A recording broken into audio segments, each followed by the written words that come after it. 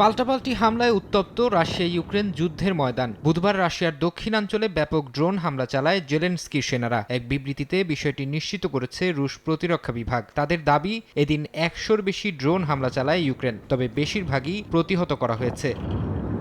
জবাবে ইউক্রেনের বিভিন্ন অঞ্চলে অর্ধশতাধিক ড্রোন হামলার দাবি করেছে রাশিয়া। এসব হামলায় কয়েকজন হতাহতের খবর পাওয়া গেছে। রুশ হামলায় ইউক্রেনের একটি শহর বিদ্যুৎ বিচ্ছিন্ন হয়ে পড়ে।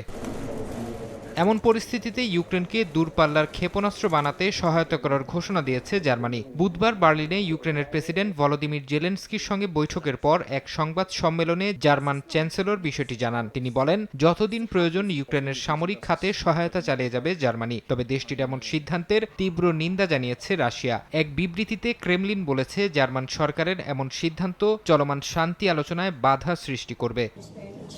শান্তি আলোচনার মধ্যে ইউক্রেনে হামলা জোরদার করায় এরই মধ্যে পুতিনের কড়া সমালোচনা করেছেন মার্কিন প্রেসিডেন্ট। তবে রাশিয়ার ওপর নতুন করে নিষেধাজ্ঞা দেবেন না বলে নিশ্চিত করেছেন তিনি। বুধবার ওভাল অফিসে সাংবাদিকদের ট্রাম্প বলেন, যুদ্ধ বন্ধের চুক্তির কাছাকাছি পৌঁছে গেছে দুপক্ষই। এমন অবস্থায় মস্কোর ওপর নতুন নিষেধাজ্ঞা দিয়ে সবকিছু ভেস্তে দিতে চান না তিনি।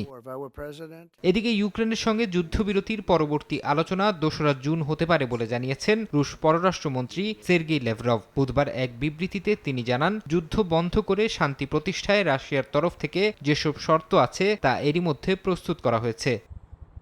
ফারহাদ চৌধুরী, সময় সংবাদ।